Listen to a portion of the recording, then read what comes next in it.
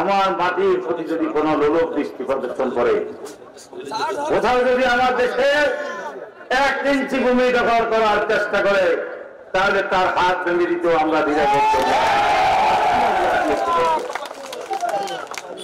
আপনাদের স্বার্থ নিয়ে আপনারা থাকুন, আমাদের স্বার্থ আমরা যেন সুরক্ষা করতে পারি চিন্তা করে। আপনার একটা জাতি, আমরা ভিন্ন জাতি, আপনার জাতির প্রতি আমাদের সম্মান থাকবে, আমাদের প্রতি আপনাদের সম্মান থাকবে, তাহলে সম্পর্ক থাকবে ভালো। আর যদি ব্যর্থ দিয়ে শক্তি দিয়ে 15 বছর যে হাসিনা টিকতে পারে না, শক্তি প্রয়োগ করে আমাদের এই দেশে আপনারা কোনো কিছু করতে পারবেন না। মনোভাবের পরিবর্তন আনতে হবে এবং সম্মান প্রদর্শন করতে হবে।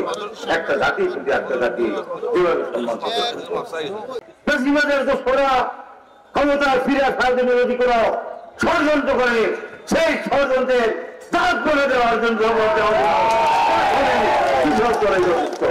অতএব এই সুশৃঙ্খল শক্তি আমি মনে করি আমাদের দলের অভ্যন্তরে, দলের বাইরে, দেশের ভিতরে, দেশের বাইরে যে কোনো ষড়যন্ত্র মোকাবিলার জন্য প্রস্তুত থাকবে। যেই কাস্তে নিয়ে ধান কাটে প্রয়োজনে সেই কাস্তে নিয়ে লড়াই করছে, যে লাঙ্গল নিয়ে ধানের গরু চাষ করে প্রয়োজনে সেই লাঙ্গল টানে নিয়ে নিজের অধিকার আদায়ের জন্য লড়াই করছে।